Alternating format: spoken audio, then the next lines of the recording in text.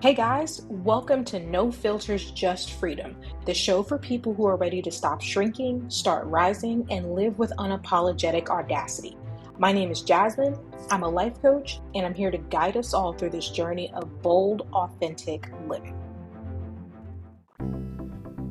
Welcome back, fellow rebels. Today we're here for episode 8, where we will talk about friendships without guilt trips, passive-aggressive texts, or the crushing weight of 47 unread text messages. We're going to turn relationship angst into actionable wisdom. We're diving into why modern friendships can sometimes feel like unpaid internships. So raise your hand if you've ever 1. Left brunch feeling like you were more drained than your mimosa glass. 2. Seen a "you up" text and actually cringed. 3. Felt guilt tripped by a 3-day "miss you" text.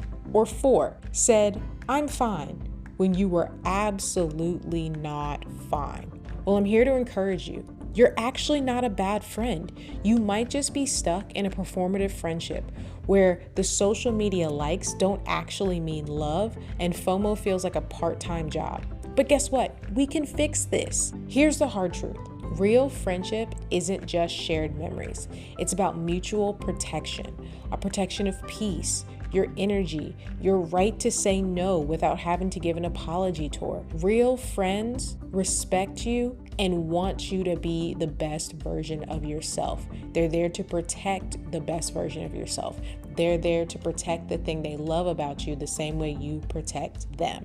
That's what a relationship does. A relationship sees something beautiful, sees something precious, and then takes care of that precious thing. And that's how we should handle our friendships. They should be precious to us. So by the end of this episode, the goal is to spot and be the kind of friend who doesn't just fill your cup, but reminds you that you yourself are the whole well. But first, we have to talk about 3 types of fake friendships to pay attention to in our lives. The first one I would call the nostalgia squad, where we bonded in 2012 over tequila shots, and now we're trauma bonded by remember when? Everybody has one of these stories, especially those of us that had an interesting time in college. Everybody has a moment where you look back at a situation and you go, how the devil did I get there?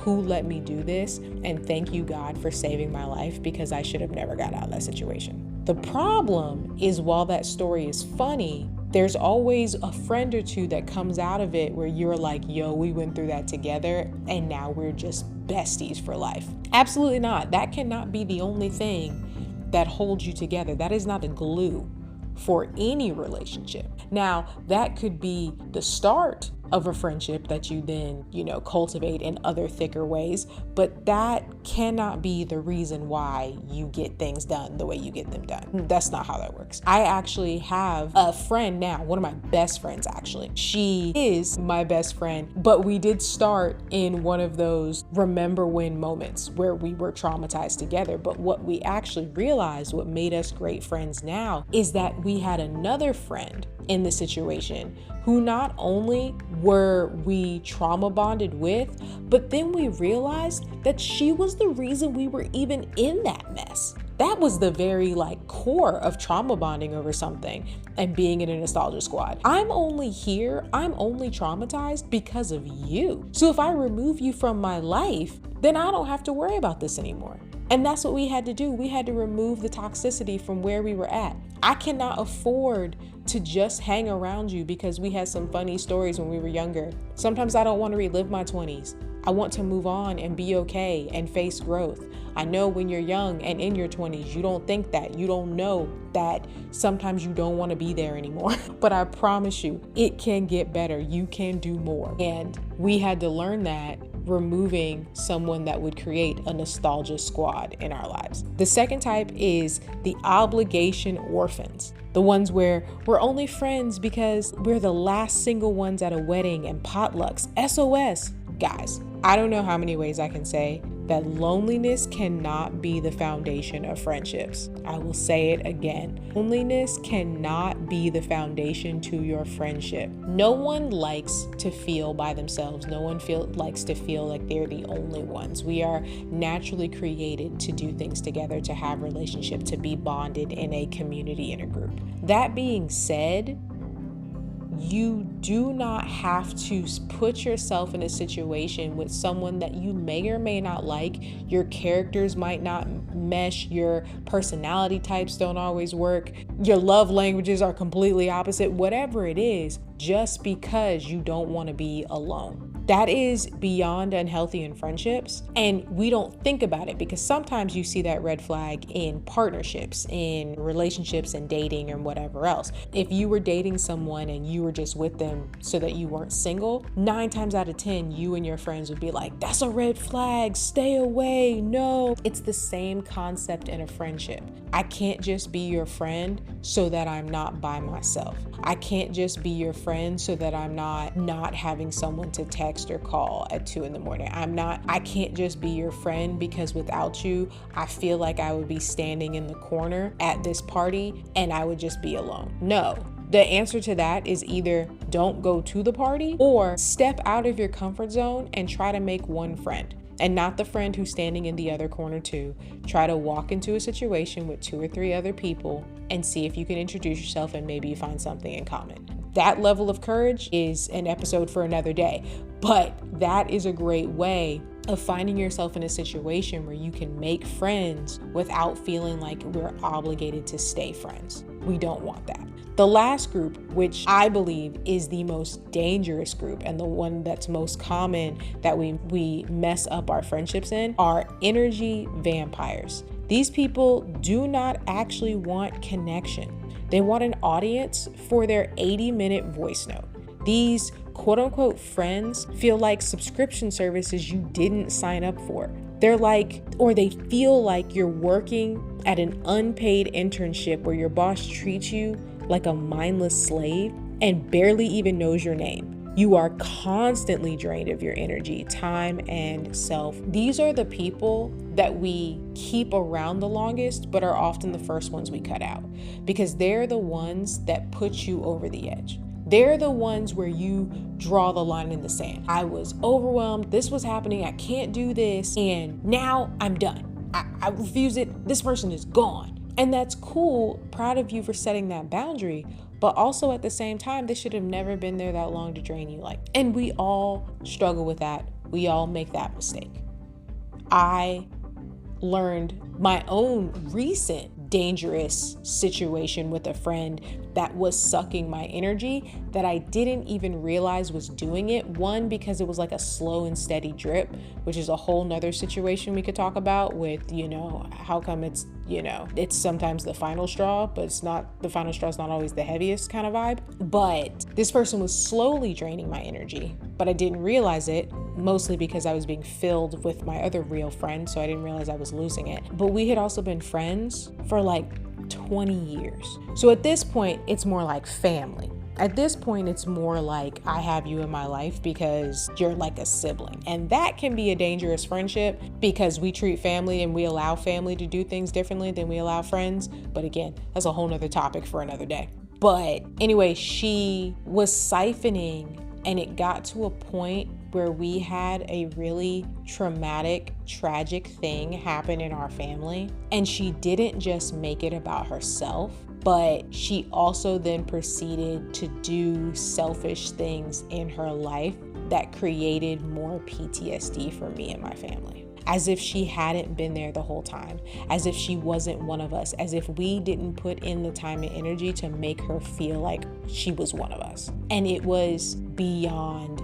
painful. It was painful for everybody. It wasn't just painful for me. It was painful for my mom. It was painful for my sister. It was painful for everybody in the situation. Shoot, it was kind of painful for the other friends that I have that have watched our relationship on a level, whether or not it was deteriorating or not. Like my other friends, it was painful for them to watch. And I say all that because when all was said and done and that limit was reached, I was like, no, you gotta go. You gotta go. I don't care if it's been 20 years. I don't care how much we've done life together and family and friends and what I don't care. I do not let people treat me this way. I do not put up with this in my life, and you gotta go. And it was so liberating to have that gone. Didn't realize there's a monkey on my back, but it was so liberating to have that gone after the freedom that I felt with that. because that's the whole goal, to find freedom in friendships. I then had to sit back and be honest with myself and go, how did I even let it get there? Because the truth is, she didn't just wake up and become an energy vampire.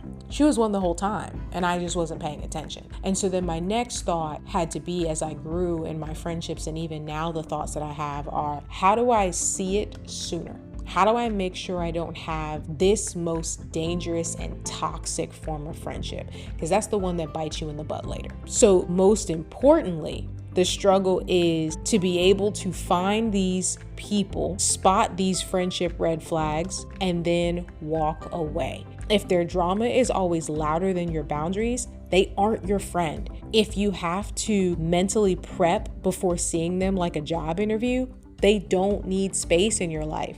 And if after time spent together, you need a nap and a therapy session, cut them out now. Do not mistake intensity for intimacy. Real friends don't make you rehearse your "I'm busy" excuses. They're actually the ones you unmute your phone for. If you're exhausted after every hangout, that's not introversion. It's a sign that they're not your people. Walking away isn't failure, it's self-respect. The right people will meet you in your freedom, not ask you to abandon it. Real friends don't ask you to be less than who you are. Point blank, period. Real friends don't want you to be less than your very best. And you should have that boundary and respect yourself enough to put those people in your life. I don't want to surround myself by people that don't want the best version of me. It's a waste of my time and energy. I don't want them. And so I will surround myself with the people that bring me life and bring me joy. And introverts can do it too. Introversion and extroversion isn't just about draining and giving energy, okay? Because introverts have friends too, and they enjoy that time, okay? Introversion and extroversion has everything to do with maybe how long you can do it, the number of people you can do it with, you know, whether or not you're okay with being friends with a group of 20 versus I only need to be in a room with 5.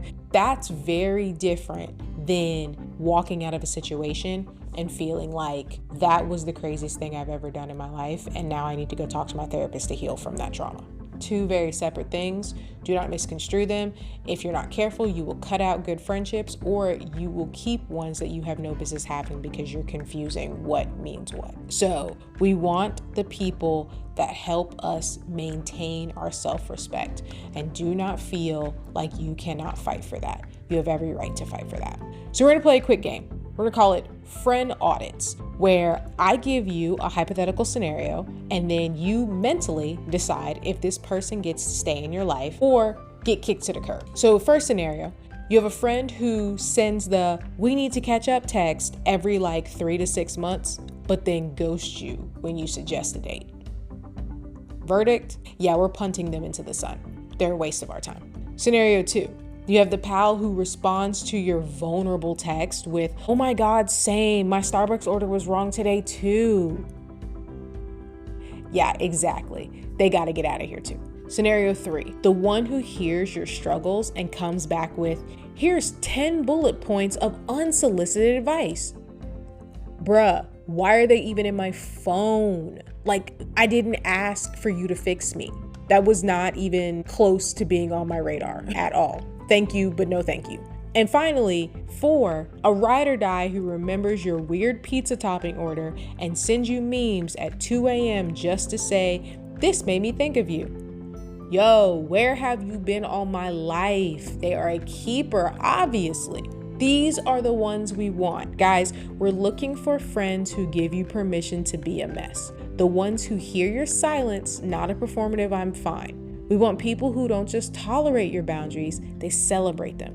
Real friends respect your no without guilt trips or with the response, "Well, but please." You want to find the people who match your energy, not the ones who make you shrink or overextend, okay? You want the friends that, they do know your crazy orders. They know when you pick up the phone at a certain time. You want friends that when you answer the phone, they can even tell where you're at in the moment. I have one friend. We are so close. We're running joke on a different day, different time. We're in synergy. We're so close and good with each other that she can call me. Okay, she called me and I answer the phone, and before she starts talking, she goes, what's wrong with you? And I go, what are you talking about? She's like, the way you answer the phone. And I'm like, dang, you called me. I'm not trying to go into what I am, but you right. I am in the middle of something. I am in the throes of it. And I could do that with her too, where she's talking to me and I'm like, something's off. Or in a positive way, yo, like that brought you so much joy, didn't it? And she's like, yes, and and she wants to talk about it. And we go on this rant and it's great. But, you know, you can tell the people who are there for you in your moments, okay? Sometimes we both are just like, we need a moment together. We need a girls' night and we're gonna get food. And we're literally, like, one of our favorite things is Chipotle. We actually got a shirt that says Chipotle on it because we're those millennial losers. But we're so close and we do things so much that I have her Chipotle order saved in my Chipotle app the same way she has my Starbucks order saved in her Starbucks app, okay? I can literally go into my Chipotle app and click reorder and it'll have her name and my name and exactly what we get each time, and I get my points for it. That is real friendship. And we do it while watching a crazy episode of something or watching a crazy movie we don't have any business watching, to have a girls' night. Sometimes we're crying, sometimes we're not, but we're right there for each other and we're giving ourselves permission to be a hot mess. And we love it for each other. And that's not the only friend I can do that with. Everybody deserves to have some sort of friendship that allows them to be great in that way. Without that life, you will feel empty. You will feel drained. You won't feel like people are there to build you back up. In life, just in general, things will drain you. You will lose energy. That's why you have to sleep to restart, because you wake up losing energy. Okay? I think about the energy that I have for the day, like buying a new car, where like your car costs you like $20,000 and the moment you drive it off the lot, it starts depreciating value, which is totally messed up in a capitalistic society. But the point I'm making is that from the moment I wake up, I'm losing energy. That's it. I'm losing energy. And regular life takes your energy away. Doing the dishes, laundry, driving to go to the grocery store. I have a 2-year-old taking care of her. She siphons some energy. She's cute and I love her, but she will siphon energy, okay? I need something in my life that builds me back up, that helps replenish so I can get to the end of the day. That's what a good friendship should be like. It should be like, hey, I need a quick pick-me-up. I need a 5-hour energy of friendship at 2 p.m. So I'm gonna pick up the phone while my kid is napping and call somebody and be like, hey, I have a funny story for you, or hey, I just want to check in and see how you were doing. I just need a quick pick-me-up. And I'm sure they need one. One of my favorite things is when I get a hold of one of my friends and they're like, oh my God, how did you know that I needed to hear from you, or I needed to talk to somebody right now? Girl, I didn't know. The universe just be doing things, okay? That's what me and my friend like to call synergy. But we all deserve to have something like that pours back into our life and they match your energy. Okay, they do the same thing for you that you do for them. Nobody should make you want to shrink or be less than, or send you to 50 million areas so that you are spread way too thin. Friendships are the gray area, okay? You're not supposed to be extreme on either side. I remember growing up, you know, it's funny. As you get older, your parents maybe become a little bit wiser. You won't ever tell them that in person. I will never ever look at my mother and tell her that she's smarter than I thought she was. No, we won't let that go to her head. But truth is, as you get older people were making some sense, okay? They were dropping some nuggets when you weren't paying attention. And one of the things that my parents talked about, one of my things my dad used to say, is that the healthiest relationships were like driving on a flat road, or like a Sunday drive. A relationship that has ups and downs and constant hills and turns and whatever else is unhealthy. The best relationships are a straight line that are chilling with a couple of dips here and there. It's about consistency. It's about being able to maintain what you've got going. Okay? You don't have to shrink in the valley. You don't overextend yourself to get up the mountain. You're just cruising on a straight line. I think about my friendships, like my husband and I actually to visit, his sister was living in Colorado at the time, and we drove across the country. We drove to see her so that we could it was like around my birthday, and we ate our way across the country, because that's what you do when you don't have any kids and it's fun. But we hit this patch driving to Colorado. You have to drive through Kansas. And anybody that has been in Kansas can tell you that there is a special kind of nothing in Kansas. Now, it's beautiful. Okay, you can see as far as the eye can go. The land is beautiful. There's nothing. It's not ugly. It's beautiful scenery. But you can see through the horizon because there's nothing there. No trees, no nothing. Like, it's just flat plains. I can see why something like that is called the breadbasket. And people are able to have great produce and do the things that are healthy in the animals and the livestock. And I love that. I love it. We need that in our country. I love farmers. They're amazing. But in order to have that stuff, my husband and I had never seen anything like it. We were like, praise God that we're on the highway, because you get lost in nothing. But I say that because I want my husband and I, we both make jokes about our marriage, but also like friendships. We want it to be as flat and as chill and as the same as driving through that state.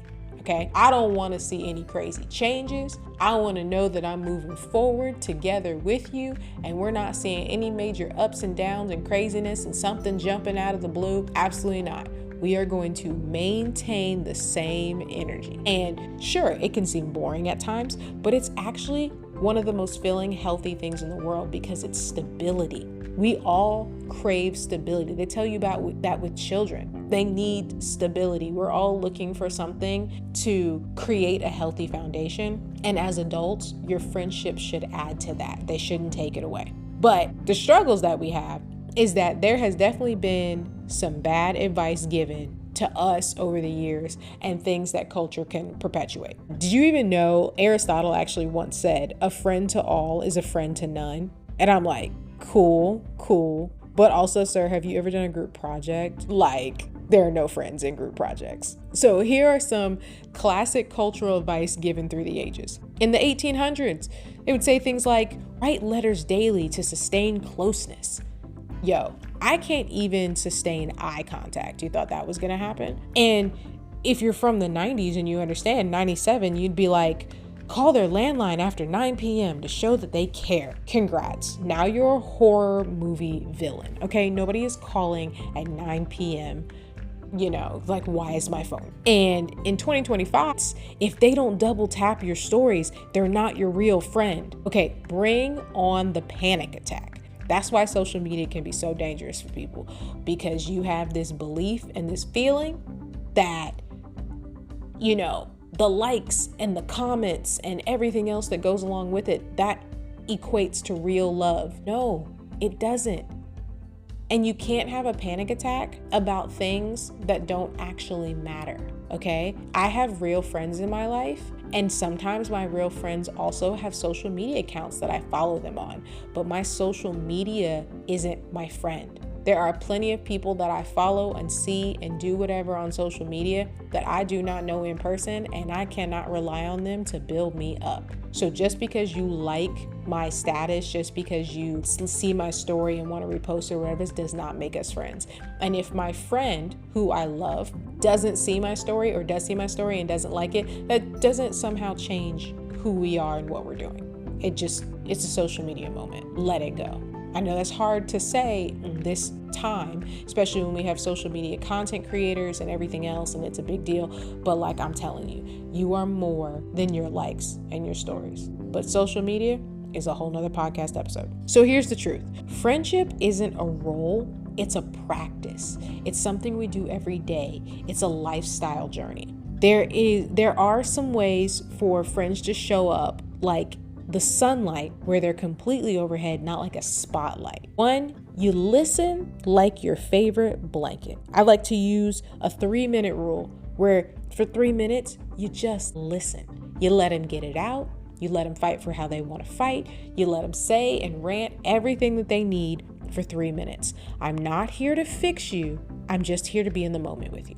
And then 2, you can celebrate the no. You can say things like, thank you for trusting me with your honesty. We don't have to go any further. Or tell me more about, and then listen to what brings them joy, not the stress. You can take their mind off of the thing that they didn't want to talk about, that they put a hard stop to, and you can still have a really healthy, good conversation. That's what being a great friend overarching is. 3, you can be a boundary boomerang. And that boundary boomerang protects the energy. I don't know how many ways I can keep talking about energy, matching energy, protecting your energy, having everything vibe the same. It's a big deal. Friendships protect energy. When people say, you seem tired, do you want to reschedule? Or you seem maxed out, want to circle back another day? Those are the best relationships, not just because they're protecting energy, which is true, but you actually can't be a boundary boomerang if you're not selfless and focused on others. Selfish people, self-centered people cannot do that.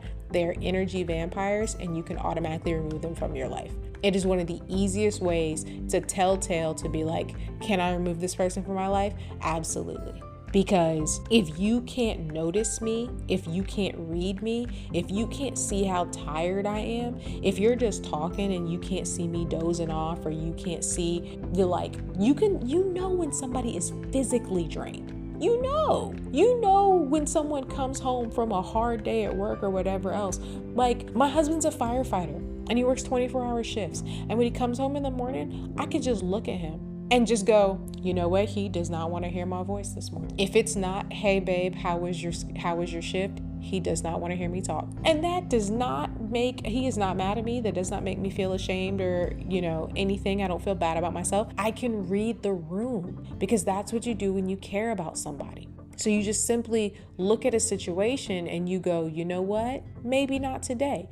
But self-centered people can't do that. They only see what they want to see. They only hear what they want to hear. And that doesn't leave space for you to be better. That doesn't leave space for you to be great. It just doesn't. The last thing that you want is someone that asks you, what do you want or need in the moment?